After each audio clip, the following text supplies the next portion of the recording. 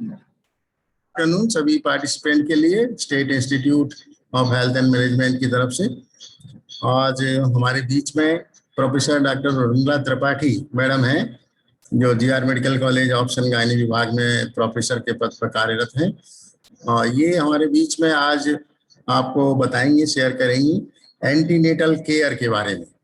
तो कैसे गर्भावस्था में अपन देखभाल करें, क्या क्या सावधानी बरतें, क्या डाइट हो, क्या चेकअप कब कब कराना चाहिए, वो सब बातें आज आपको बताएंगी। आप लोग सुनिए। Thank you. Thank you Ravindra Sharma. Meeting तो फॉर्मल है, पर इस फॉर्मल मीटिंग में मैं थोड़ा सा इनफॉर्मल इंट्रोडक्शन ये भी बताती हूँ कि आप डॉक्टर डी शर्मा और हम MBBS एंड पोस्ट ग्रेजुएट के बैचमेट्स हैं। So I was all the more happy to accept his invitation for this meeting. Should we start? Shall we start sharing the screen?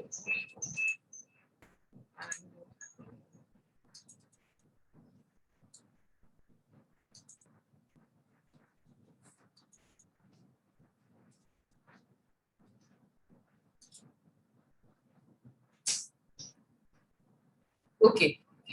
Shri गणेशाय नमः। ओम शांति शांति शांति। मैं कभी और किसी इनफॉर्मल मीट में इसकी भी सिग्निफिकेंस बताऊंगी कि 3 बार शांति क्यों कहा जाता है। चलिए अपन एंटीनेटल केयर की बात करते हैं। इसको प्रीनेटल केयर भी बोलते हैं। और किसी भी लेडी की लाइफ में प्रेगनेंसी एंड डिलीवरी ये 2 मेजर इवेंट्स हैं। और केयर सिर्फ एंटीनेटल पीरियड में या पोस्टनेटल पीरियड में ही जरूरी नहीं है। In fact it is a continuum of care in the life of a girl child. Right from adolescence we know के good importance of good nutrition, the growth parameters, and earlier to that immunization has to be given. And although the topic is antenatal care, but what is important is she must be in connection with in connection with healthcare personnel right from the time she marries. Yeah, she intends to marry. Okay, so when the knowledge about contraception and actually the knowledge about her own female physiology, knowledge about the reproductive organs, their functions, their care, every girl should know, and only then she'll understand the physiology, the science behind contraception and pregnancy. Avoid pregnancy, it will be contraception. If she wants to accept pregnancy, it will be different. So here the emphasis is on antenatal care. But what I am emphasizing is कि the moment तो नहीं होता है, whenever she intends a pregnancy, when they are open to a pregnancy, she must consult her gynecologist or any available healthcare professional, so that देखो जब बीज बोया जाता है, बीज हजार साल पुराने भी बीज पड़े हैं, लेकिन वो कब स्प्राउट करते हैं? जब उनको अच्छी क्यारी मिले, अच्छी जमीन मिले, प्लाउड जमीन मिले, है ना। तो एक बहुत बेसिक फोलिक एसिड वो इंसान को रोज the lady should be taking every day at least for 3 months before she conceives. Normally they don't consult a gynecologist, they just go for marriage, honeymoon, contraception, no contraception, and then they conceive, they miss their periods. If they are very very aware, they will report within a week of missed periods. And then as soon as pregnancy is confirmed, folic acid should be started. मतलब वो क्यारी में एक essential ingredient है जो बच्चे की growth के लिए, एम्ब्रियो की ग्रोथ के लिए जरूरी है. So every pregnancy is important. Like every girl child is important. Every baby boy is important. You and me are important. So every pregnancy is important, and every pregnancy needs special care. So how do we begin the special care? All pregnant women should be registered and encouraged for institutional delivery. So once they are registered, so they can be tracked and followed, and continuous encouragement and antenatal care is given, and then she is encouraged for institutional delivery. Why institutional delivery? To prevent all complications, and if they happen to cater to the constitution, okay, it is a continuum of care. Next slide, please.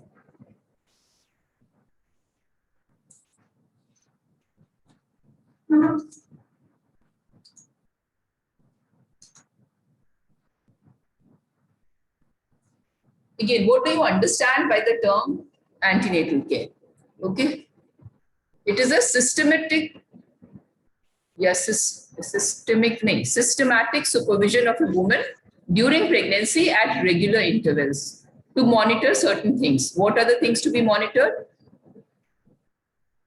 Maternal well-being, the baby that she is carrying, fetal well-being, and the progress of fetal growth. You know, we have to monitor the progress, whether the embryo or the fetus is progressing continuously and to the standard parameters. So a standard number of visits have been designated, at least 4 visits. You know, I'm talking of this government setup where the first visit should begin as early as possible, as early as she suspects pregnancy.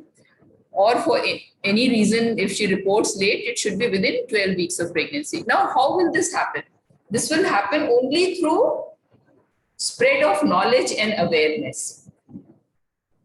You know, when they miss their periods, they tell their mother-in-law, they tell their husband. And if they sit at home because they are not aware, so, I mean, ignorance is bliss. वो क्या है कि lack of knowledge of law is no excuse. अगर आपने law तोड़ा है तो आपको उसका जुर्माना भरना पड़ेगा. आपको मालूम नहीं था is no excuse. So one should not wait for 12 weeks. One should report as early as possible. Why? Again, because folic acid can be started early and correct dating of pregnancy can be done. And if she has any abnormal symptoms of pain, etc., yeah, even if she doesn't have, an early scan can confirm an intrauterine pregnancy, that way excluding ectopic pregnancy, and that is also known as a dating scan. Okay, so we know where we are going. वो पता चलता है. ये 5 अगर आपने आम की गुठलियां लगाई और सब में तो थोड़ी वो पेड़ बन के तैयार हो जाता है. किसी में पता ही नहीं चलता है कि लगाई नहीं लगाई, किसी में छोटा सा स्प्राउट नजर आता है, किसी में पौधा निकलता है, किसी में पूरा पेड़. और वो पेड़ ऐसे ही नहीं, उसको कंटिन्यूअस वाटरिंग करनी पड़ती है, उसकी केयर करनी पड़ती है. ठीक है. So that is why an early reporting of the pregnancy, and preferably, as I said, folic acid should be started pre-pregnancy. And how much pre-pregnancy? At least 3 months before pregnancy. You know why folic acid has to be given daily? It is normally present in green vegetables, and the consumption of green vegetables is not that regular or not up to the quantity which is required. And secondly, folic acid cannot be stored in the body. You know, if you take today and if you don't take tomorrow, so only today's levels will be up to the mark. Tomorrow's will drop. आज का store कल के काम नहीं आएगा. इसलिए रोज लेना है, वो अपने को एम्फसाइज करना है मरीज को. और देखो ऐसे किताब में सारा ज्ञान है, गूगल में सारा ज्ञान है, टीचर्स की जरूरत क्यों है? They just select and they emphasize कि what you must concentrate on. First visit हो गई, इसमें जैसा कि मैंने बताया प्लस एक बेसलाइन इन्वेस्टिगेशन, हीमोग्लोबिन, अभी उसमें आगे आएंगे, ब्लड ग्रुपिंग, टाइपिंग, और एक early pregnancy ultrasound. Okay. Second visit is between, we'll come to that, weight, BP सब कुछ आएगा उसमें. Second visit is between 14 to 26 weeks. That means ये सेकेंड ट्राइमेस्टर शुरू हो गया, 3 महीने पूरे हो गए। 3 महीने 12 हफ्ते में पूरे नहीं होते हैं, 3 महीने तकरीबन 14 हफ्ते में पूरे होते हैं। क्योंकि एक महीने में 4 हफ्ते ही तो थोड़ी होते हैं। अगर 30 डेज का है तो 2 डेज एक्स्ट्रा, 31 डेज का है तो 3 डेज एक्स्ट्रा, और फरवरी है तो ओनली, तो वो सब जोड़ के it's around 14 weeks that first trimester it is said, then 15 to 30 weeks, that is second trimester, and then the third trimester. Okay, so third visit should be between 28 to 34 weeks, and fourth visit should be between 36 weeks and term. So what is term? What is a term pregnancy? 37 completed weeks of pregnancy is a term pregnancy. Okay, और ये अगर ऐसे dating करें तो it is 8.5 months, मतलब 8.5 महीने जिस दिन होते हैं उस दिन 37 वीक्स होते हैं। 8.5 के बाद बचे आधा महीना, एंड वी ऐड 1 वीक, है ना, ईडीडी कैलकुलेशन में, तो 3 वीक्स बचते हैं। Next slide.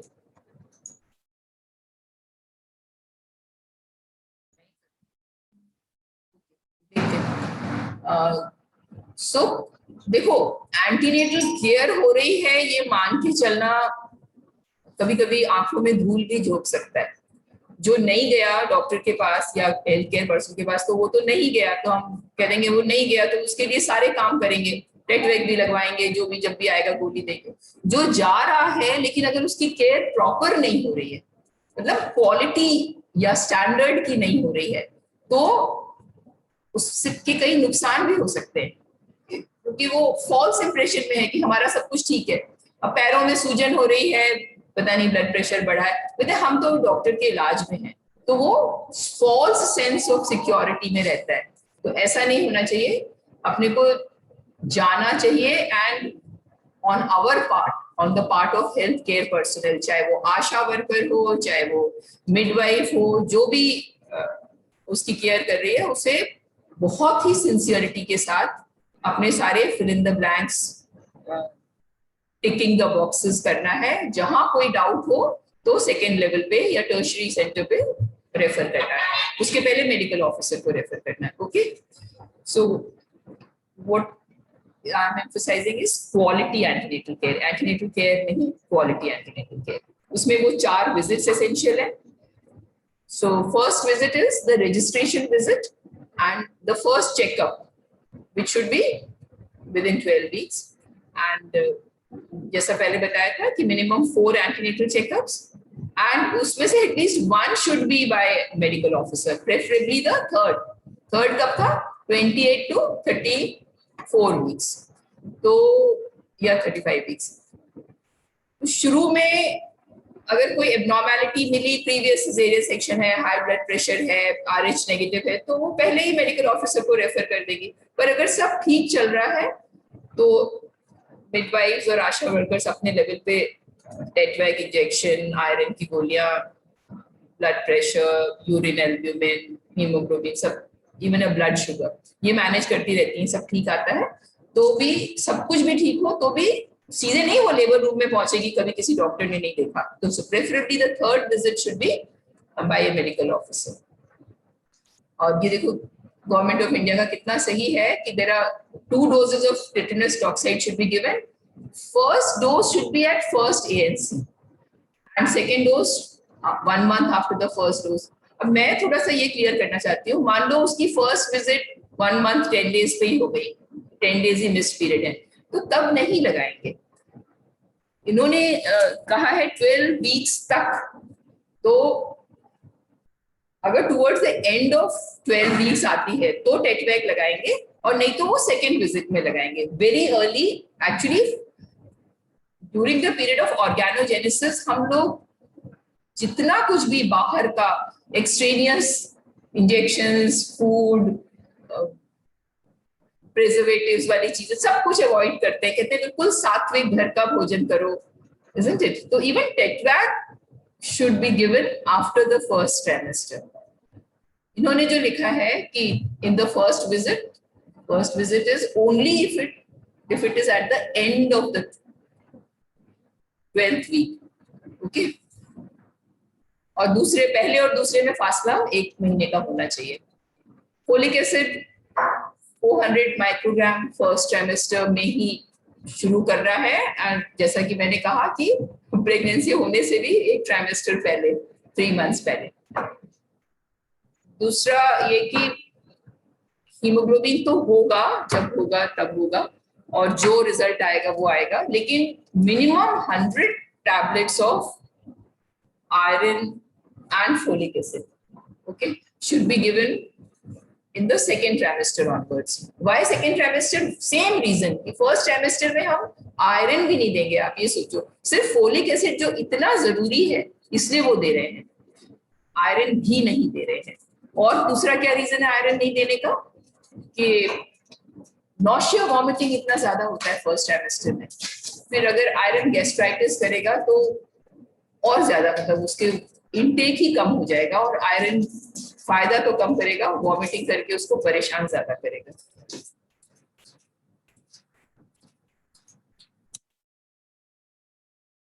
तो अब now let's begin with history taking, और मैं विद योर परमिशन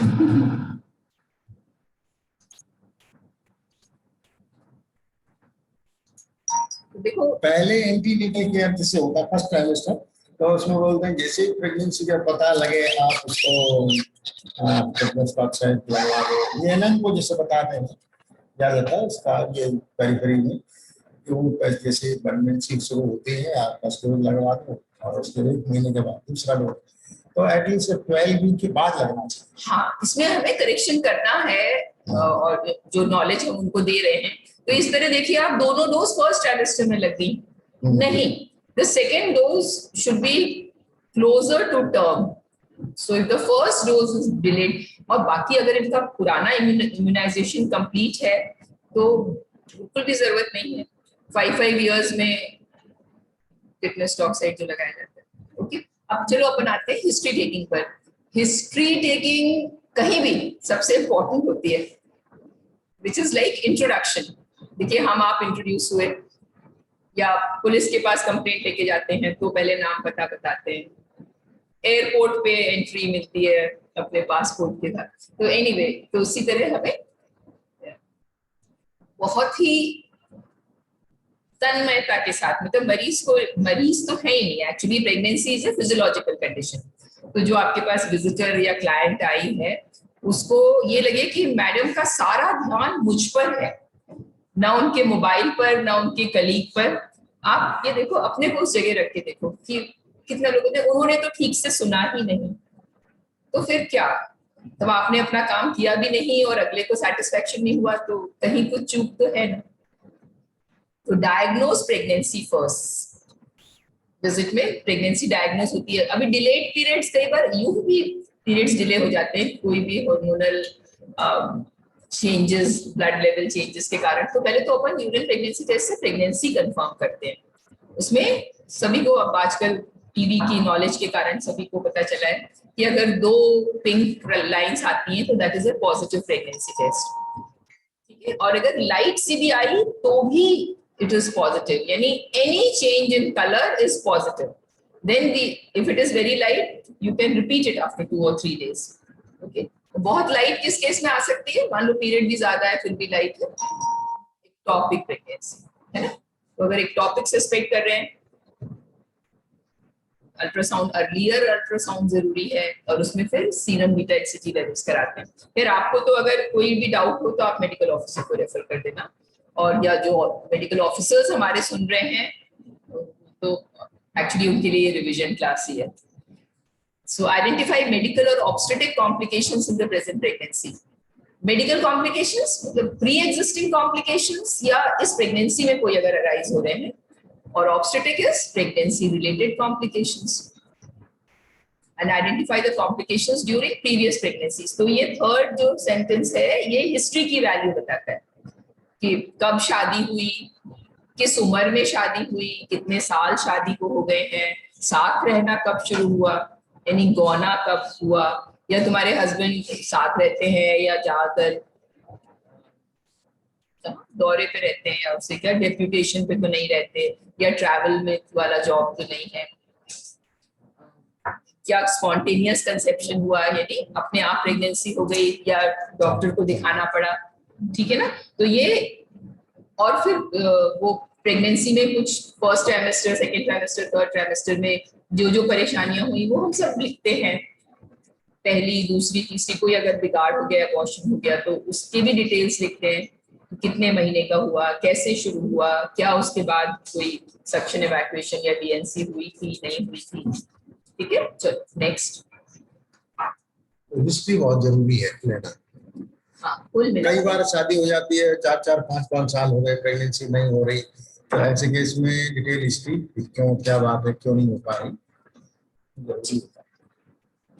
तो देखो, कोई भी किसी से ऐसे कैसे खुल सकता है, हम तो पहली बार उससे मिले हैं ना, तो हमें ट्रस्ट गेन करना है उसका। ट्रस्ट गेन करने के लिए बहुत इंपॉर्टेंट है कि उसे ये लगे कि हम मैडम से बात कर रहे हैं तो मैडम ही हमारी बात सुन रही है। ऐसा नहीं है कि और पेशेंट्स पास में बैठे हैं या तो कोई भी विजिटर है या कुछ भी। तो इसलिए you must ensure the privacy, and the privacy should not only B verbal but it should be visual also. मतलब ऐसा भी नहीं कि वो दरवाजा खुला है, कॉरिडोर से लोग आ रहे जा रहे हैं, हमारे लिए तो बड़ा नॉर्मल है, पर पेशेंट को तो अजीब लगता है, तो उसको इनफ प्राइवेसी देना होता है, या ऑडियो विजुअल प्राइवेसी बोलते हैं इसको। Ensure calm and quiet atmosphere, make the woman comfortable and relaxed। तो इसी में तो आपकी तारीफ है कि वो, जैसे कोई एक बोल रही थी कि मैडम जब हम आपके पास आए थे तो मेरी 120 पल्स थी और अब मेरी 70 है, तो वो करना भी तो आना चाहिए ना, सामने वाले को रिलैक्स महसूस कराना। मेंटेन कॉन्फिडेंशियलिटी, मरीज को ये मालूम हो कि हमारे रिकॉर्ड्स वहां से कहीं आने जाने नहीं है, जो हम डिटेल्स हमारे, कई बार लोग अपने घर में मदर इन लॉ को भी नहीं बताती हैं बहुत सारी बातें, जो यहाँ हम उनका कॉन्फिडेंस गेन करने के बाद उनसे मालूम कर लेते हैं, और जो कि जरूरी है हमारे रिकॉर्ड्स के लिए। नाउ एस्टैब्लिश रैपो, कि वो फ्री फील करे आपसे बात करने को, and record all the facts on the antenatal card या maternal child health card. And if there is any abnormal finding, no, या तो हाइलाइटर से उसको हाईलाइट करो, या बोल्ड लेटर्स से, या रेड पेन से, है ना, कि नेक्स्ट टाइम कहीं जाए तो कोई कौन पूरा पढ़ेगा, अगर चीजें हाईलाइटेड है तो एकदम से नोटिस में आती है। नेक्स्ट। सो वी बिगिन, जैसे मैंने बताया, we begin with the name of the woman, her husband's name, her age, where does she live, which pregnancy is this, पहली, दूसरी, तीसरी, and what has been the interval since her last pregnancy। LMP actually ये सब adolescence में सिखाने वाली चीजें हैं कि हर लड़की को from the day she starts her menses, जिसको कि मिनाकी बोलते हैं, MENARCHE, मिनाकी, तो उसको एक डायरी मेंटेन करनी चाहिए कि कब कब उसको ब्लीडिंग होती है, 1 2 3 4, कहीं किसी डायरी में उसे नोट करने के रखना है, तो एक ओवरव्यू मिलता है कि उसकी साइकिल्स रेगुलर है कि इरेगुलर है, ब्लीडिंग प्लस प्लस प्लस या स्कैंटी, उसके भी उसको मार्क्स सिखा देने होते हैं।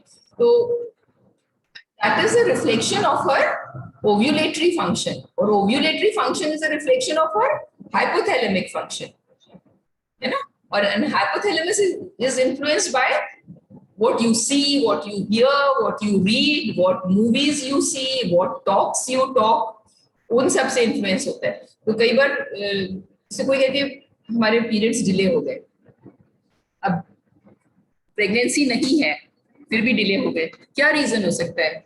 थोड़ा सा हिस्ट्री में जाने में पता चलता है कि कोई फैमिली में कोई अनफोर्सीन किसी की डेथ हो गई, या लड़कियां जैसे हॉस्टल जाती हैं तो डिस्टर्ब हो जाती है, तब पीरियड्स डिस्टर्ब हो सकते हैं, है ना, या किसी के हस्बैंड आर्मी में है, वॉर का अनाउंसमेंट हुआ, कुछ हुआ, अब ये तो यहाँ बैठी है लेकिन फिर भी पीरियड्स डिले हो सकते हैं। So our cycles are controlled by our hypothalamus and brain, and that is controlled by whatever is happening in the surroundings. So record the LMP, last menstrual period, वो भी बहुत क्लियर बताना होता है कि it is the first day of the last menses। तो आखिरी बार महीना कब आया तो कोई तारीख बता देंगे 5, तो देखो 5 को पहला दिन था कि आखिरी दिन था, मैडम आखिरी दिन था, नहीं पहला दिन कब था वो बताओ। तो इस तरह अपने को नोट करना है, और उससे अपन EDD, expected date of delivery, calculate करते हैं। which is by normally 9 months plus 7 days. So ये रेगुलर किसी की साइकिल है 28 to 30 days, तो ये अप्लाई करता है. अभी हम आगे बताएंगे, नेक्स्ट स्लाइड प्लीज, कि अगर डिलेड साइकिल्स है तो 9 months plus 7 days प्लस जितने दिन डिले होता है. और इसमें बहुत अपने को हेल्प कर सकता है वो क्या, अर्ली प्रेगनेंसी टेस्ट अगर उसने किया है ना. कई बार 2-4 दिन चढ़ गए और उसने किया, चढ़ गए मतलब आगे बढ़ गए और नेगेटिव आया, फिर 2-4 दिन बाद पॉजिटिव आया. सो वो कौन सा केस है, she is a case of delayed ovulation. तो उस केस में हम LMP से कैलकुलेट करेंगे तो और अल्ट्रासाउंड से उसको डेट करेंगे तो पता चलेगा कि नहीं ये तो ग्रोथ रिटार्डेशन है. ऐसा नहीं होता. जो फर्स्ट पहले डेटिंग स्कैन या उसको शुरू में अपन एक डेट असाइन कर देते हैं. रेगुलर साइकिल्स वालों को तो 9 months plus 7 days, जिनकी डिलेड साइकिल्स हैं उनको मॉडिफाइड डेट प्रोवाइड करते हैं. ठीक है, तुम्हारी तारीख से तो ये आ रहा है, पर तुम्हारे 9 महीने या टर्म पूरा होगा इस तारीख को. तो नॉर्मल सिम्टम्स क्या है, nausea and vomiting, heart burn. Heart burn क्या होता है, इसोफेग ये स्टर्नम के पीछे जलन. जिनको ज्यादा नहीं खा लेते, शादी ब्याह में जाते हैं, यार ये भी ट्राई कर लो वो भी ट्राई कर लो, बाद में पता चला कि हार्ट बर्न हो रहा है. कॉन्स्टिपेशन.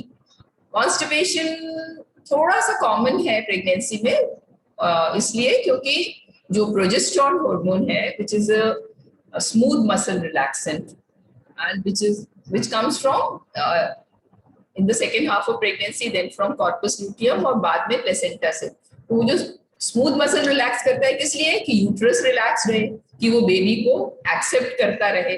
बेबी बढ़ रहा है, हम उसको उतनी उतनी जगह देते जा रहे हैं, है ना, अपना टेंट बढ़ाता जा रहा है वो. तो लेकिन ऐसा तो है नहीं कि प्रोजेस्टेरॉन सिर्फ यूट्राइन मसल्स पे काम करेगा, वो सारे स्मूथ मसल्स पे अपना इफेक्ट दिखाता है.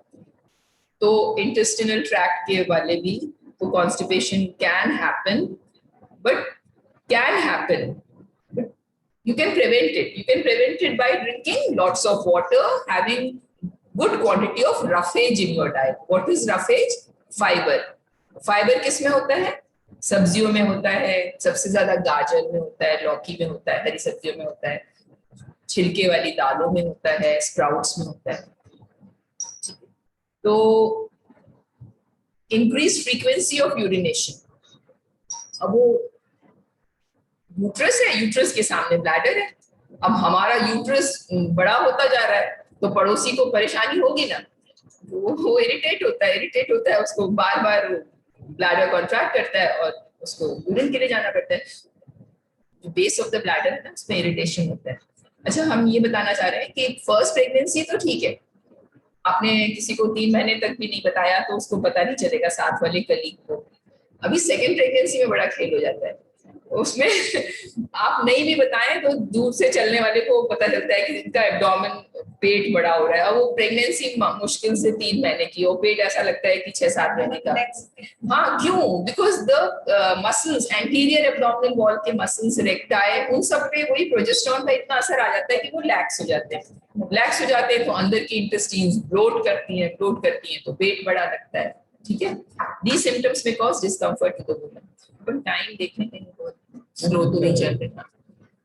So these symptoms can cause discomfort to the woman. अभी मैं परसों एक हमारी PhD स्टूडेंट नहीं, मतलब she's a lecturer, इंग्लिश की लेक्चरर है, उसने हमको फोन किया, मैम जो चीज अच्छी लगती थी वो भी नहीं अच्छी लगती, कुछ खाने का मन नहीं करता, नौशिया हो रहा है ये. मैंने तो उससे कहा कि तुम थोड़ा सा शहद और नींबू पानी में घोल के दे दो, और बहुत वीकनेस है मैडम, इतनी वीकनेस है. उसके बाद उसका फोन आया कि मतलब इट हैज बीन मैजिकल, और मैं तो मुझे बहुत अच्छा लग रहा है, और आप इसी तरह कुछ कुछ बता करके मेरे बाकी 7 महीने भी पूरे करवा दीजिए. तो ऐसा नहीं है, वो जो दादी की पोटली वगैरह में भी दम थी, और ये फोलिक एसिड और आयरन वो लोग अपना अच्छा खाना दे करके और हरी सब्जियां दे के पूरा करते थे, ऐसी बात नहीं है. चलिए आगे चलें.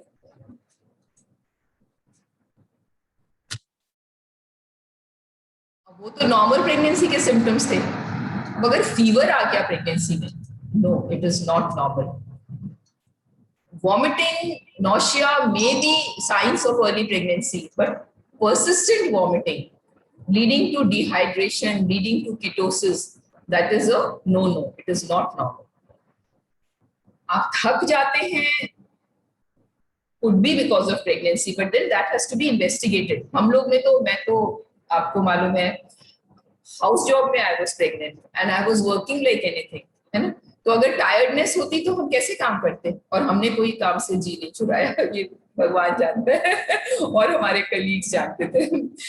तो अगर palpitations या unusual tiredness है, so that has to be investigated कि हीमोग्लोबिन तो कम नहीं है, कोई थायराइड डिसफंक्शन तो नहीं है, क्यों palpitations है ना? So once investigated and catered, then it is okay. Breathlessness at rest or mild exertion. Again, this is not a sign of pregnancy. If there is breathlessness, you have to investigate for cardiac conditions. Hemoglobin के लिए अलग और cardiac conditions. तो कहते हैं ना, bulb कितना light देगा, जितना उसका पावर होगा। अगर हीमोग्लोबिन कम है तो थोड़े से काम करने में वो थक जाएगी, पर that is the mildest of reasons, simplest of reasons of breathlessness. वो भी सिवियर एनीमिया में ही होता है। सिवियर एनीमिया है तो फिर वो आयरन की गोलियां और 100 IFA से नहीं काम चलेगा, फिर तो उसको जरूरत पड़ने पे ब्लड ट्रांसफ्यूजन भी देना पड़ता है, इंजेक्टेबल आयरन भी देने पड़ते हैं, आयरन सुक्रोज या FCM आ गया है। FCM तो सिंगल डोज है और मिनिमल उसके कोई साइड इफेक्ट्स हैं, और बहुत अच्छा है। अभी वो आयरन सुक्रोज तो 5 डोज है, वो तो कैलकुलेट करते हैं आयरन कितना आपका हीमोग्लोबिन है और उसको माइनस करके किसको कितना लगता है, जितना भी लगता है प्लस 500 मिलीग्राम एक्स्ट्रा, तो वो 5 डेज 6 डेज कुछ भी दे सकते हैं डिवाइडेड डोसेस में। If there is generalized swelling of the body or facial puffiness, again this is a sign of a complication. This is not normal. Generalized swelling could be because of preeclampsia or because of anemia with hypoproteinemia. ना, अगर haemoglobin नहीं किया है तो अपने को पता नहीं, और जब भी देखो एक चीज कम है तो आसपास की चीजें भी कम होती हैं। आइसोलेटेड आयरन डेफिशिएंसी नहीं हो सकती, क्योंकि हीमोग्लोबिन मॉलिक्यूल में ही हीम पार्ट जो है ना उसमें प्रोटीन्स हैं, तो आप प्रोटीन्स भी कम है तो भी हीमोग्लोबिन नहीं बनेगा। सिवियर हेडेक और blurring of vision, again this is a very alarming sign. चाहे जिस स्टेज ऑफ प्रेगनेंसी में हो, first trimester, second trimester, third trimester, usually बाद में होता है। It is a sign of high blood pressure और impending eclampsia. Passing smaller amounts of urine और बर्निंग मिक्चुरेशन। तो स्मॉलर अमाउंट्स मतलब इरिटेबल ब्लैडर है, वो भरने ही नहीं पाता है पूरा कि उसको कॉल फॉर यूरिनेशन होता है। So we must investigate for urinary infection, urinary tract infection, और वो simple urine R and M नहीं बताएगा। there is an entity known as asymptomatic basiluria of pregnancy. That means अगर ये सिम्टम्स नहीं भी हैं और आपने कल्चर कराया और उसमें ऑर्गेनिजम्स आए या पसल्स 5 से ज्यादा आए, तो शी नीड्स ट्रीटमेंट। अब देखिए दो बातें कर रहे हैं, एक बात तो कि सिम्टोमैटिक पेशेंट है, small amount of urine burning micturition है, तो इन्वेस्टिगेट करेंगे। अब इससे हट के मैं जनरल चेकअप में बता रही हूँ कि जनरल चेकअप में भी एक urine routine and not only routine, culture sensitivity भी मस्ट है, because 10% of cases we can pick up who do not have any symptoms and their UTI may remain asymptomatic. जैसे asymptomatic COVID patients घूम रहे हैं, दूसरों को परेशान कर रहे हैं, तो वो asymptomatic dysuria can lead to renal infection, pyonephritis in 10% of cases, ascending हो जाएगा, उसे हमें कंट्रोल, जिसको कंट्रोल नहीं करो वही सर उठाता है ना? तो गलत चीज को तो कंट्रोल करना है ना, ब्लीडिंग अपने को करनी है।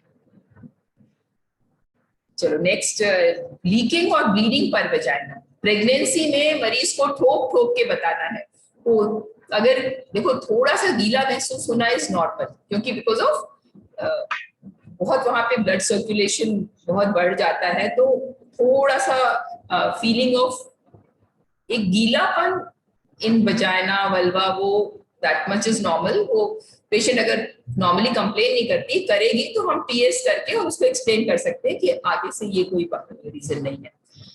लेकिन अगर वो कहती पानी चला गया तो उससे पूछते हैं कि पानी कैसे गया, तुम क्या कर रही थी जब गया और कितना गया, मतलब जैसे कुल्ला जैसा हो गया या एक बॉटल चला गया या सोते सोते तुम्हारा बिस्तर गीला हो गया, क्या हुआ। तो दिस लीकिंग कुड बी या तो एमनियोटिक मेम्ब्रेन रप्चर हुआ उसके कारण, या कभी कभी इनवॉलंटरी पैसेज ऑफ यूरिन भी हो जाता है। तो वो अपने को एक्सक्लूड करना होता है एक पर स्पेकुलम एग्जामिनेशन से कि वहां लीकिंग है कि नहीं, और फिर एक अल्ट्रासाउंड करके कि उसका अमाउंट ऑफ लाइकर नॉर्मल है कि नहीं। ब्लीडिंग पर वेजाइना प्रेगनेंसी में again it is a very big alarming sign and it could be because of placenta previa। से आजकल अल्ट्रासाउंड अगर रेगुलर चेकअप में है तो वो पहले से ही बिफोर एनी सिम्टम्स डायग्नोज हो जाता है। एक जमाना था जब सिम्टम्स पे ही डायग्नोज करते थे, फिर पेशेंट को एडमिट करके रखते थे, ब्लड क्रॉस मैच करके रखते थे कि अगर रात में कोई एपिसोड आया और तो फिर फटाफट लेना पड़ेगा तो टाइम नहीं वेस्ट हो। लेकिन अब अपन को मालूम है कि किस लेवल का ग्रेड 1 2 एंटीरियर पोस्टीरियर कौन सा प्लेसेंटा प्रीविया, तो उस हिसाब से एबनॉर्मल वेजाइनल डिस्चार्ज या इचिंग। देखो वेजाइनल मैंने कहा ना गीलापन इज नॉर्मल, लेकिन अगर देखो मैं ये कह रही हूँ कि हर वुमन को अपना नॉर्मल पता होता है और वो तभी आएगी जब उसके नॉर्मल में कोई चेंज आए, तो उसकी बात को ऐसे नजरअंदाज नहीं करना है। हिस्ट्री में बहुत माइल्ड कुछ हो तो आप भले ही उड़ा दो, otherwise always confirm it by an examination. आप बैठे ही वहां एग्जामिन करने के लिए हैं। तो abnormal vaginal discharge if accompanied by itching burning it needs treatment. ठीक है, ये जो आजकल किट्स अवेलेबल है ना 1 2 3 4 5 6 वेजाइनल डिस्चार्ज के लिए 1 and 2 है। तो 1 and 2 में भी अर्ली प्रेगनेंसी में अपन नहीं फ्लुफेनाजोल नहीं देते हैं, तो क्या देंगे फिर लोकल क्लोट्राइबेजोल फ्री, जिसको सरफास करके उसका मोस्ट कॉमन ट्रीट नेम है।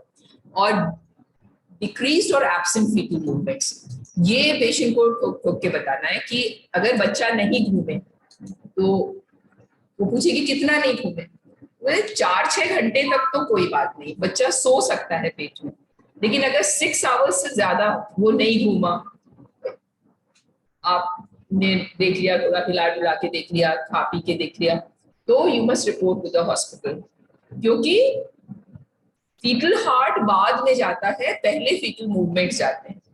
तो सिग्नल या sign of alert right it starts right from decrease in foetal movements.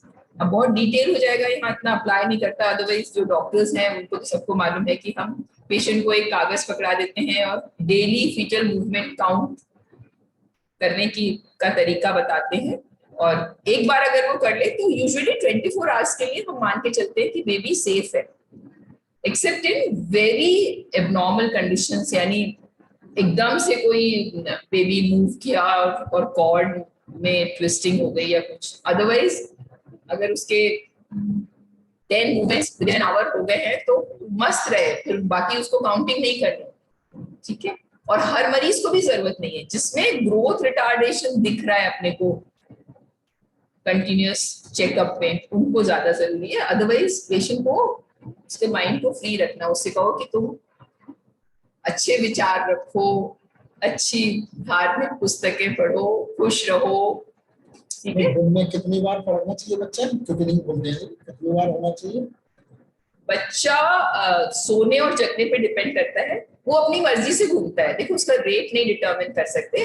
Very good question, हो सकता है आप लोगों के मन में भी ये क्वेश्चन आए, पर अगर हम चेक करते हैं तो हम कहते हैं कोई एक टाइम डिटरमिन कर लो 8 से 9 फॉर एग्जाम्पल, और जब बच्चा घूमे एक किक इज 1 मूवमेंट। ठीक है, और हम उसको क्रॉस कंफर्म भी करते हैं, हम उसके पेट पे दोनों अपना हाथ रखें और अगर हमें फील हुआ तो हम पूछते हैं कि तुम्हें फील हुआ, वो कहती है हाँ, या जब वो कहती है तो हम देखते हैं। तो ऐसे हमें ये पता चल जाता है कि उसे she is connecting the right movement with the fetal movement, तो वो एक मार्क करे, फिर जब अगला हुआ तो दूसरा मार्क करे, तो ऐसे ऐसे वो मार्क करेगी। हम कहते हैं जब 10वां मूवमेंट हो जाए, 10th मूवमेंट, आप वो टाइम नोट कर लो। किसी के 15 मिनट में ही 10 बार मूव कर जाएगी, किसी के 2 घंटे में 10th मूवमेंट आएगा, है ना, और किसी को 6 घंटे लग जाते हैं अगर 10 मूवमेंट्स नहीं हुए, ठीक, देन शी मस्ट रिपोर्ट। इसका मतलब वो बेबी जो है वो बहुत अंदर थका हुआ है या कमजोर है या क्या है कि वो हाथ पैर नहीं हिला रहा है। फिर उसके बाद तो सीधे ऑब्स्टेट्रिशियन केयर इज रिक्वायर्ड। फिर अपन इसका कार्डियोटोकोग्राफ करेंगे, अल्ट्रासाउंड करेंगे, कलर डॉपलर करेंगे, है ना, एडमिट करेंगे, ऑब्जर्वेशन पे रखेंगे। ठीक है, आप लोग से कितने महीने से शुरू हो जाती है? क्विकनिंग प्राइमी और मल्टी में अलग अलग होती है। प्राइमी ग्रेविडा में अराउंड 22 वीक्स पे होती है, मतलब 5 महीने पूरे होने पे। अब उसके बाद तो वही है ना, आप खिलाड़ी हो जाते हैं, आपको पता है मूवमेंट क्या है, तो अगली बार तो 18 वीक्स पे ही वो पहला मूवमेंट होता है और उसको पता चल जाता है, और फिर सिमिलर मूवमेंट्स रिपीट होते हैं तो वैसे ही कंफर्म हो जाता है। ठीक है, उसको फर्स्ट मूवमेंट को क्विकनिंग बोलते हैं, quickening. That is also a very good dating for pregnancy, जिसका पहले कोई अल्ट्रासाउंड नहीं हुआ है या इरेगुलर साइकिल्स हैं, तो जब उसने क्विकनिंग कही तो प्राइमी में हम उसको 22 वीक्स मान सकते हैं और मल्टी में 18 वीक्स। ऑब्स हिस्ट्री में नंबर ऑफ प्रीवियस प्रेगनेंसीज, है ना, सबकी डेट कब वो डिलीवरी हुई और नीचे वजाइनल डिलीवरी हुई या सिजेरियन हुआ। अगर सिजेरियन हुआ तो उसका इंडिकेशन पूछते हैं, पता ही होता है कि बच्चे की दिल की धड़कन कम हो रही थी या पानी चला गया था या अपने आप पेन्स शुरू हो गए, और फिर उसका आउटकम क्या रहा, लाइव बर्थ है या किसी कारण शी लॉस्ट हर प्रेगनेंसी या समय से पहले शुरू हो गए थे दर्द, या अबॉर्शन किसको बोलते हैं, अप टिल 20 वीक्स, है ना, यानी 5वें महीने के पहले प्रेगनेंसी अपने आप टर्मिनेट हो गई या आपने कराई।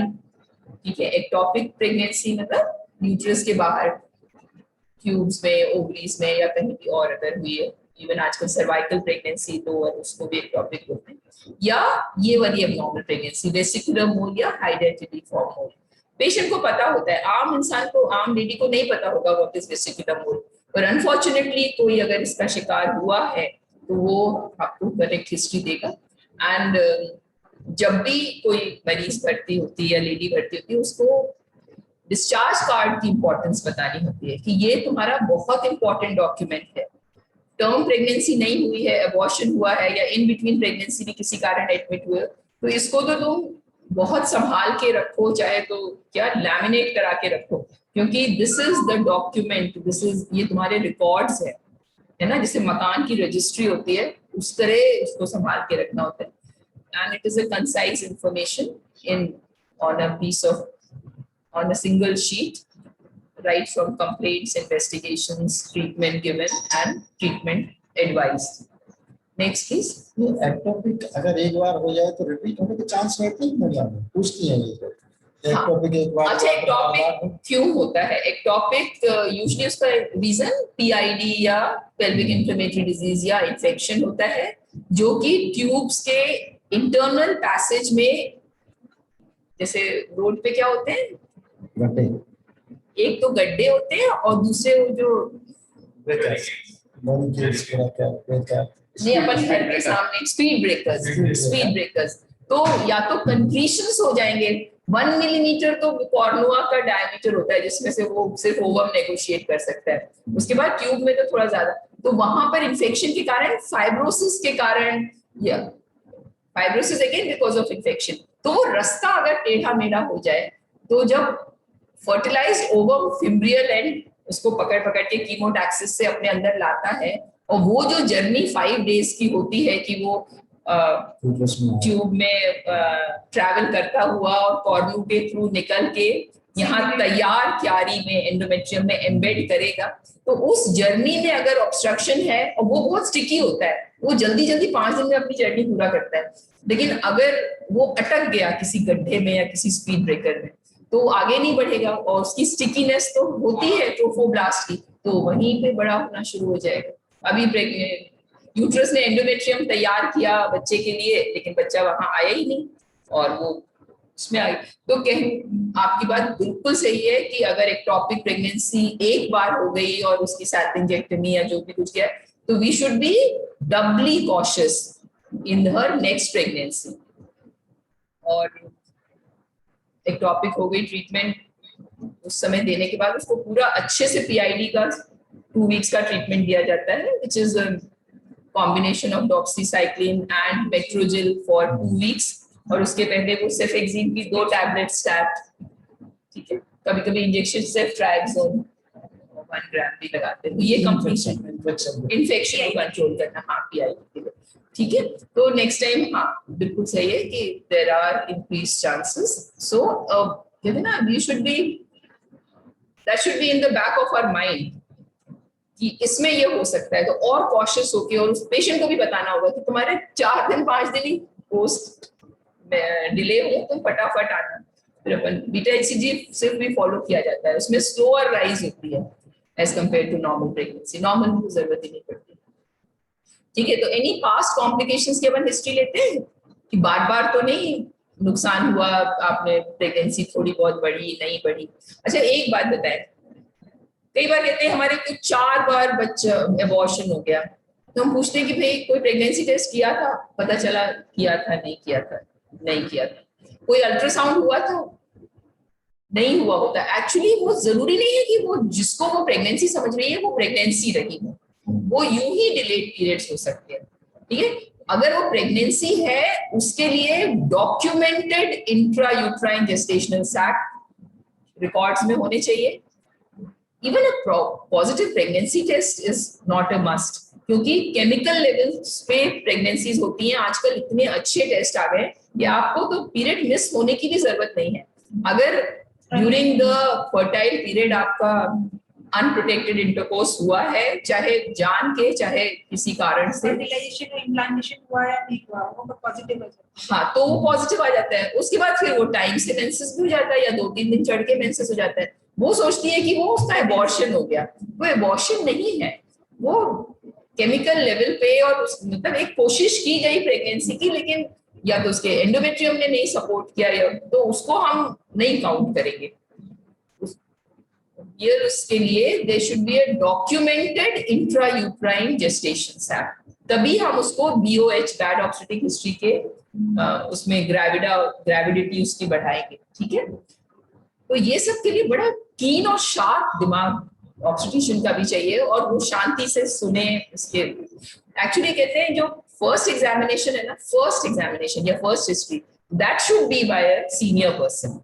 फिर फॉलो किसी से, अपने यहाँ क्या होता है ऑर्डर उल्टा है, अपने यहाँ सबसे नीचे वाला लेगा, अभी नया हाउसमैन जिसने ज्वाइन किया है वो लेगी हिस्ट्री। अगर उसने, मैं तो कितना बुलाती हूँ, मैंने एमेनोरिया 8 months, पता चला कि 7 महीने के बाद 3 ही दिन निकले, मरीज कहती है 8वां चल रहा है, वो लिखते हैं एमेनोरिया 8 months।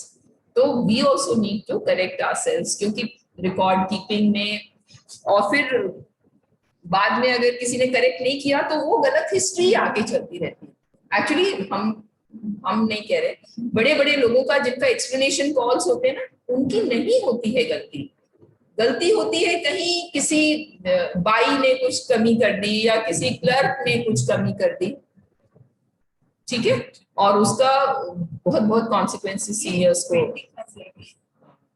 करने पड़ते हैं। ओके, अब इसमें कुछ क्रिस क्रॉस आपको दिख रहा है तो उसको समझ लो इट्स इनसिग्निफिकेंट। आगे अपन क्या कर रहे हैं, पोस्ट एबॉर्टल कॉम्प्लिकेशंस, प्रेगनेंसी के बाद, बिगाड़ के बाद, चाहे खुद कराया चाहे जैसे भी, तो उसको फीवर तो नहीं रहा, उसका प्रोलॉन्ग हॉस्पिटल स्टे तो नहीं था, उसको ब्लड ट्रांसफ्यूजन तो नहीं मिला, ये सब हिस्ट्री लेनी होती है। एंटीपार्टम हेमरेज, ये क्या है, एंटीपार्टम मतलब डिलीवरी के पहले, ड्यूरिंग प्रेगनेंसी कोई ब्लीडिंग की हिस्ट्री तो नहीं है।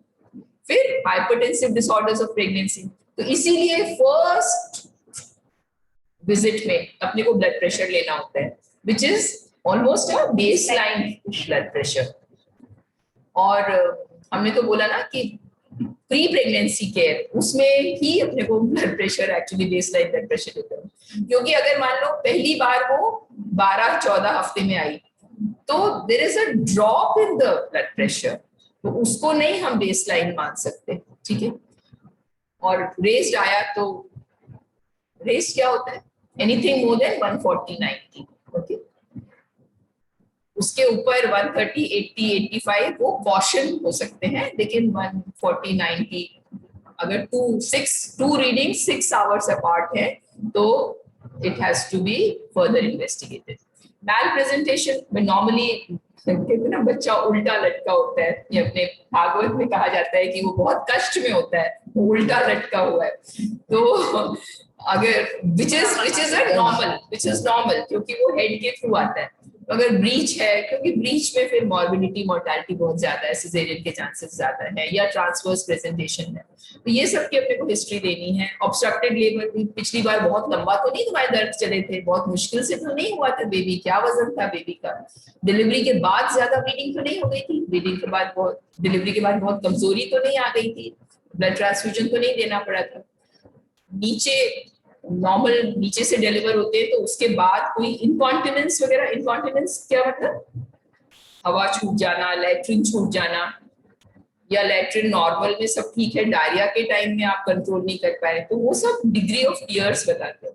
इसीलिए इंस्टीट्यूशनल डिलीवरी का महत्व है कि चाहे अनचाहे, खुदा ना खास्ता मतलब भगवान ना चाहे, ऐसा अगर 3rd डिग्री टीयर हो जाता है यानी एनल स्फिंक्टर टीयर हो जाता है, तो वो on the table upon means जो क्वालिफाइड डॉक्टर्स हैं वो उसको आइडेंटिफाई कर लेते हैं और उसको रिपेयर कर देते हैं, टाइमली रिपेयर कर देते हैं, तो नुकसान नहीं होता। और होम डिलीवरी होगी तो वो डिटेक्ट ही नहीं होगा। और फिर long term complications, puerperal sepsis, उसके साइन दिस मेनली फीवर है, उसके बहुत सारे कॉजेज हैं, यूट्रस का इन्फेक्शन, ब्रेस्ट का इन्फेक्शन, मलेरिया, गला खराब, यू, but puerperal is that which is related to delivery, तो यूट्राइन इन्फेक्शन। थ्रोम्बोएम्बोलिज्म, ये थोड़ी सी रेयर कंडीशन है, लेकिन मोटे पेशेंट्स में इसके प्रति सावधान होना रहता है अपने को। इनको डिलीवरी के बाद जल्दी जल्दी पैर चलाना और मोबिलाइजेशन एनकरेज करते हैं, और कई बार ज्यादा मोटी पेशेंट्स हैं, सिजेरियन हुआ है तो फिर थ्रोम्बोएम्बोलिज्म की प्रोफाइलैक्सिस भी करते हैं। एक ऑन टेबल प्रोफाइलैक्सिस है कि पैरों में ये जो स्टॉकिंग्स हैं, हाँ, वो बांध के किया जाता है जिससे कि वहाँ पूलिंग ऑफ ब्लड नहीं हो, या आफ्टर डिलीवरी वो इंजेक्शन 40 यूनिट्स क्या है enoxaparin subcutaneous, that is given BD for 2 or 3 days, जिससे कि ये ना हो थ्रोम्बोएम्बोलिज्म का एपिसोड्स नहीं। फिर पेशेंट से हिस्ट्री पूछते हैं, past obstetric procedure, caesarean section था, कोई वैक्यूम या फॉर्सेप्स तो नहीं लगा, आवल अपने आप निकल गई थी या देर से निकली, उसके लिए तुम्हें ऑपरेशन थिएटर तो शिफ्ट नहीं करना पड़ा, हाथ से तो नहीं निकाला गया, क्योंकि सबके कॉम्प्लिकेशंस हैं। Next please.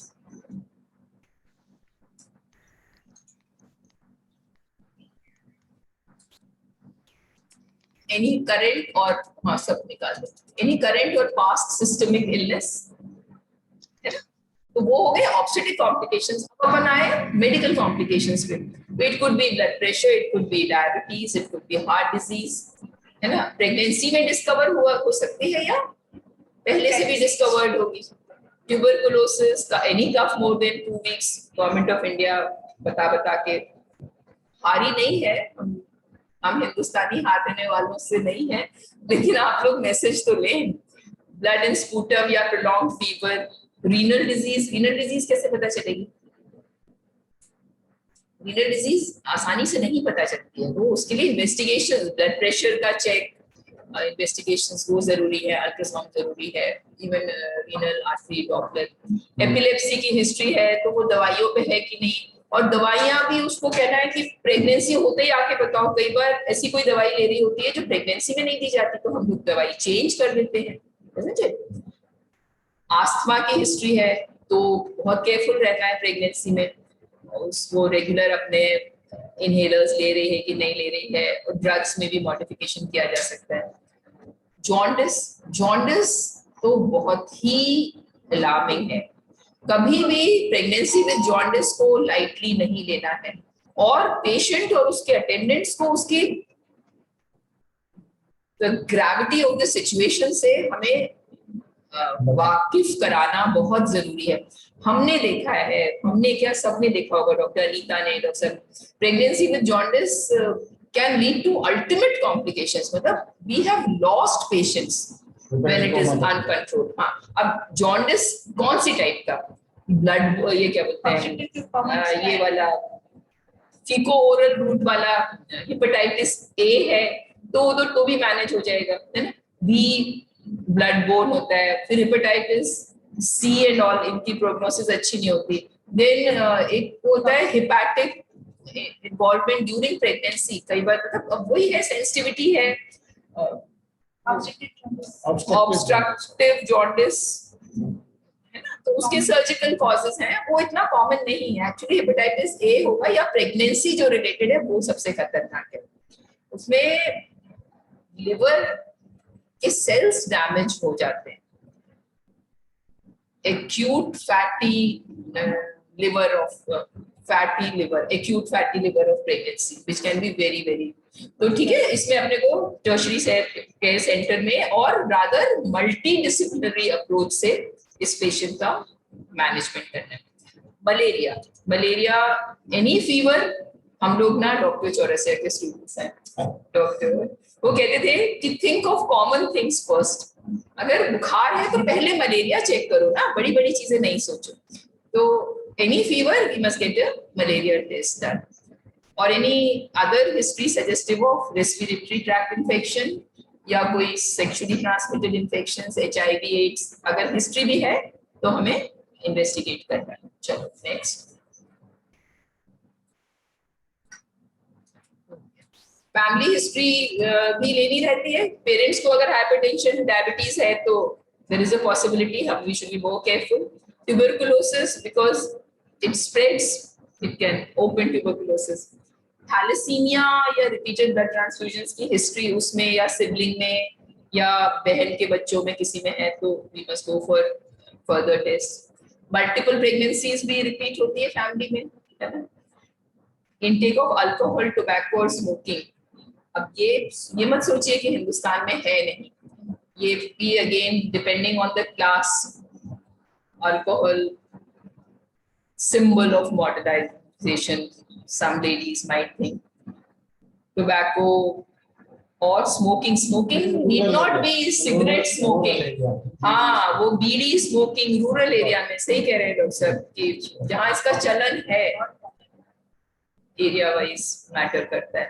कई बार क्या होता है, पोस्ट ऑपरेटिव पेशेंट्स को ही अब पता चला उनको गैस ही नहीं पास हो रही है, अपन ने सब फिर उससे पूछते हैं कि भाई तुम बीड़ी सिगरेट बीड़ी पीती हो क्या, कहते हैं हाँ मेरा पी लो बीड़ी उसके बाद फिर हाँ मैडम पेट साफ हो गया तो हिस्ट्री लेनी is important. Now drug intake और एलर्जीज, उसकी हिस्ट्री लेनी। डोमेस्टिक वायलेंस, नाउ ये तो एक अपकमिंग सब्जेक्ट है एक्चुअली, नॉट दैट कि it has come now, it has now come into notice. और पुराने जमाने से चल, हाँ ये अब क्या है, लेडीज थोड़ा सा डोमिनेट हो गई ना, बोल सकती हैं या वो अपने मायके में कम्युनिकेशन हो गया है, तो पहले तो लड़की ब्याह गई तो इधर वालों को कुछ पता ही नहीं रहता था। हाँ, और कितनी ही लड़कियों ने अपना जिंदगी होल्ड नहीं करी है या अपनी मजबूर रहती थी। तो domestic violence should be nipped in the bud. कोई नहीं, आप ठीक से रहो तो रहो साथ, हम ये टॉलरेट नहीं करेंगे। मैं फेमिनिस्ट नहीं हूँ, मैं भी टॉलरेंस और मिलजुल के रहने में बिलीव करती हूँ, लेकिन आप हमारे साथ कैसे बिहेव करेंगे ये हम डिटरमिन करेंगे, आप नहीं। मतलब you must say no right in the beginning, only then you can be free of it, you can prevent it, ठीक है। क्योंकि सब डरते हैं, किसी को नहीं अच्छा लगता कि पुलिस में घर की बदनामी हो ये। और देखो छोटे बच्चे को आप कोई चीज जब तक वो जिद करेगा देते रहोगे तो और जिद करेगा, जब आपने एक बार स्ट्रिक्टली मना कर दिया तो उसको पता है अब ये हमारी लिमिट है, फिर नहीं करेगा जिद, है ना। तो same thing applies. Indications for referral, अगर हिस्ट्री ऑफ स्टिल बर्थ है तो वो खुद ही नहीं चांस लेना चाहेगी और आप लोग भी चांस नहीं लीजिए बेस्ट सेंटर पे या उस पे, या नियोनेटल लॉस, तो जहां भी पीडियाट्रिक फैसिलिटीज या पीकू नियोनेटल आईसीयू वगैरह है, वहीं वहां उसकी डिलीवरी अपन प्रमोट करते हैं। बैड ऑब्स्टेट्रिक हिस्ट्री ये है 3 और मोर, एक्चुअली 2 और मोर ही बैड हो गया। ऑब्स्ट्रक्टेड लेबर की हिस्ट्री है तो उसका कुछ रीजन होगा, बिग बेबी का या कुछ, तो रिपीट होने का चांस है। प्रीमेच्योर बर्थ्स भी रिपीट होने के चांस रहते हैं। Weight of the baby very low और very high, anything less than 2.5 kg, और 4.5 तक जाना जरूरी नहीं है, 3.5 के ऊपर 3.5 टच कर रहा है तो भी आपको, क्योंकि उसमें डायबिटीज वगैरह अच्छे से इन्वेस्टिगेट करना रहता है। और हाइपरटेंशन, प्री-एक्लेम्पशिया, एक्लेम्पशिया, ये भी FRU या CHC पे मैनेज करने का नहीं है, तो यहाँ पे फिजिशियन भी हो। और आज की तारीख में ग्वालियर मेडिकल कॉलेज में तो डिपार्टमेंट ऑफ ऑब्स्टेट्रिक्स गाइनिक्स पे ऑब्स्टेट्रिक ICU है। What a relief, what a blessing. पुराने टाइम में पेशेंट सीरियस होती है, उसको ICU की जरूरत पड़ती है, तो इतने सीरियस हाल में उस पेशेंट को शिफ्ट करना पड़ता था, वो भी depending on the availability of a bed. अभी हमारे पास 4 बेड्स ऐसे हैं जिसमें ventilator fully supported, anaesthetist eight hand. तो कई बार तो नहीं भी, जैसे ऑब्स्टेट्रिक कोई अभी परेशानी नहीं है और हम लोग कहते हैं कि आप शिफ्ट कर दो, तो हमारे मेडिसिन फ्रेंड्स बोलते हैं कि कंसल्टेंट्स कहते हैं कि मैडम आप यहीं रखिए, आपके पास ये सब फैसिलिटी, हम सुबह शाम आके देख लेंगे। तो वही मेरा कहने का मतलब है, हाई रिस्क केसेस को बेस्ट सेंटर में, और इंस्टीट्यूशनल डिलीवरी और गवर्नमेंट में इस समय एक्सीलेंट अरेंजमेंट है, डिवोटेड डॉक्टर्स हैं। Surgery of reproductive tract, the past history of caesarean section या मायोमेक्टमी या कोई भी लेप्रोटमी की अगर हिस्ट्री है। Congenital anomaly of the baby अगर हमने अभी इसमें डिटेक्ट करी तो भी हमें रेफर करना है कि वो सैल्वेबल एनामली है या उसमें बेबी नहीं सर्वाइव करेगा। वो प्रोग्नोसिस वगैरह डिटरमिन करके पेशेंट की जानकारी में लाते हैं तो ठीक रहता है, उसे शॉक नहीं लगता बाद में। And if there is history of treatment for infertility, अभी किसी ने 6 महीने और वो एक डॉक्टर के पास एक विजिट के लिए गई और फिर प्रेग्नेंट हो गई, उन्होंने उसको फर्टाइल पीरियड के बारे में बता दिया, तो वो ट्रीटमेंट फॉर इनफर्टिलिटी नहीं है, वो लैक ऑफ नॉलेज है जो उसको नहीं मालूम था और आपने सिर्फ ये बताया किस समय साथ रहना है। ठीक है, तो ये सब इंडिकेशंस फॉर रेफरल है, और 24/7 यानी जब पेशेंट आए तब हम रेफर करें। आइए नेक्स्ट।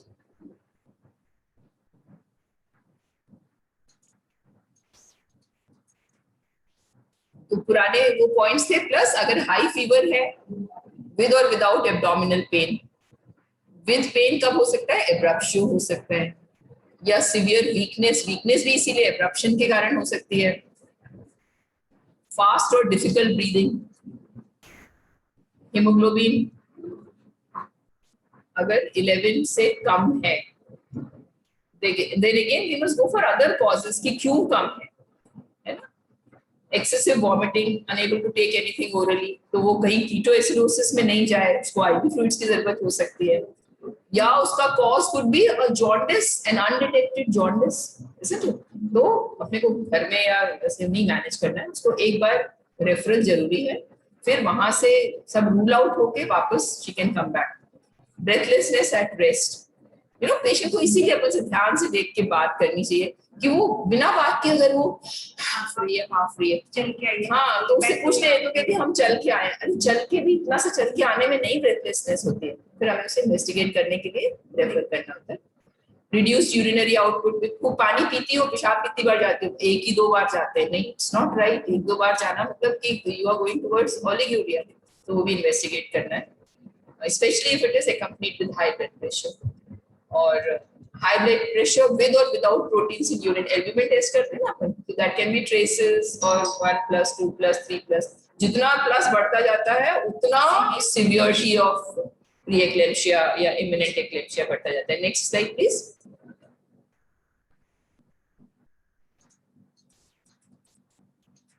ओके, तो ये हम आशा वर्कर्स और सिस्टर्स सबके लिए है कि FRU कब रेफर करेंगे अगर मैल प्रेजेंटेशन है, 1 से ज्यादा फीटसेस हैं, कोई भी bleeding during pregnancy where a pad is soaked in 5 minutes, या मतलब जो भी 1 घंटे में 2-3 पैड सोक हुए, वो एसेस हो जाता है कि ये ब्लीडिंग ज्यादा है। Normal bleeding should not be more than a heavy period, if it is more than that it's abnormal. Severe headache या ब्लड विजन अपन शुरू में भी देखे हैं, haemoglobin less than 7 gram is severe anemia. Convulsions की history है या बेहोश होने की हिस्ट्री है या डिक्रीज्ड या एब्सेंट फीटल मूवमेंट्स, बच्चा नहीं घूम रहा। अब आपको क्या बताएं, पढ़े लिखे फैमिलीज में भी 2-2, 4-4 दिन तक, मतलब जब वो जाते हैं तो कहते हैं ये तो बेबी 2-4 दिन पहले ही नहीं रहा था। तो वो लोग इतना घर के खाना बनाने इसमें उसमें, किसी ने कभी उन्हें बताया ही नहीं होगा कि फीटल मूवमेंट्स पे ध्यान दो, पता ही नहीं चलता है। तो हमें सिर्फ अपना काम नहीं करना, उनको भी जागरूक बना के रखना है, specially towards fetal movements and any signs of when she must come report to the hospital. Active labor lasting longer than 12 hours in a primary or more than 8 hours, prolonged labor, obstructive labor हो रहा है तो refer करना है। And continuous severe abdominal pain, क्योंकि continuous pain नहीं होना चाहिए ना, जो डिलीवरी का भी पेन है वो भी रुक रुक के होता है, और इसीलिए तो कोई सेकेंड प्रेगनेंसी में जाता है, नहीं तो पेन की तो मेमोरी भगवान की दया से बहुत कमजोर होती है, तो वो अच्छी बात है। आई थिंक लास्ट स्लाइड है, और देखिए अगर वक्त के पहले, मैंने क्या बताया था, टर्म प्रेगनेंसी 37 कंप्लीटेड वीक्स में होती है, तो उसके पहले अगर पानी चला गया, मेम्ब्रेन रप्चर हो गए, या ब्लड प्रेशर है और प्रोटीन्स इन द यूरिन है, यानी एल्ब्यूमिन 2+1+ वगैरह है। हाँ, epigastric pain is also a sign of impending epilepsia, क्योंकि वहां लिवर का कैप्सूल स्ट्रेच होता है अगर लिवर के अंदर ब्लीड हो जाए बिकॉज ऑफ हाई बीपी। अगर फेब्राइल है, या after delivery or abortion, if there is foul smelling discharge, so it's a sign of infection. foul नहीं होता है, foul नहीं होना चाहिए। अपन जब हम डॉक्टर नहीं होते हैं या कोई नहीं थे, पोस्टनेटल वार्ड से निकलते हैं तो वहाँ एक अलग तरह की स्मेल आती है, बट देन वो लोकिया की स्मेल है, वो सेप्सिस की स्मेल नहीं है। Ruptured membranes for more than 18 hour, देखो चीज, मतलब जो मेरा एक्सपीरियंस है वही मैडम अनीता का एक्सपीरियंस है या हर किसी का है। इसीलिए कहते हैं नोट्स शेयर करने चाहिए, है ना, कि मेरी फ्रेंड अभी कल ही कह रही थी कि नोट्स थोड़ी सी बात कर लेनी चाहिए, तभी पता चलता है कि we are all sailing in the same boat. हमारे साथ जो हो रहा है वो नॉर्मल नहीं है, वही नॉर्मल है, बस हमें जानकारी नहीं है, तो हम अपने दर्द को बहुत बड़ा दर्द समझते हैं। कहते ना, इस दुनिया में कितना गम है, मेरा गम कितना कम है, ये कैसे मालूम पड़ेगा जब हम बात करेंगे आपस में।